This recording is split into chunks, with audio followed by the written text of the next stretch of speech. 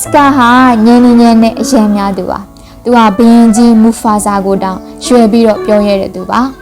မူဖာဆာကစကာမင်းပါလို့စင်ဘာကိုကြိုးဆိုတဲ့ပွဲကိုမလာတာလဲလို့မေးလိုက်တဲ့အချိန်မှာစကာက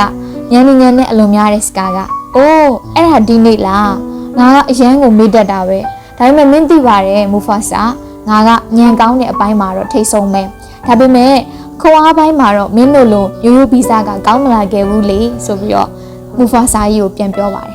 ဒီနေရာမှာရင်စကာဟာသူ့အကိုနဲ့သူ့ရဲ့တူစင်ဘာအပေါ်မှာဘလောက်တောင်မနာလိုဖြစ်နေလဲဆိုတာကိုပေါ်လွင်နေပါတယ်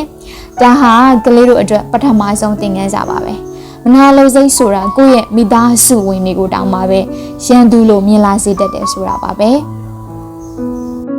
တစ်ဖက်မှာတော့ဘုရင်ကြီးမူဖာဆာကသူ့ရဲ့သားလေးစင်ဘာကိုဘုရင်ကောင်းတစ်ယောက်ဖြစ်ဖို့စတင်ပြီးတော့ပြိုးထောင်ပေးနေပါပြီဒီနေ့စင်ဘာလေးနိုးလာတဲ့အခါမှာတော့သူ့ရဲ့ဖခင်ကြီးမူဖာဆာကစင်ဘာကို Pride Rock ရဲ့အမြင့်ဆုံးနေရာကိုခေါ်သွားပါတယ်ဒီအခန်းဟာအရန်ကိုလှပတယ်လို့သင်ခန်းစာတွေလည်းအများကြီးပါပါတယ်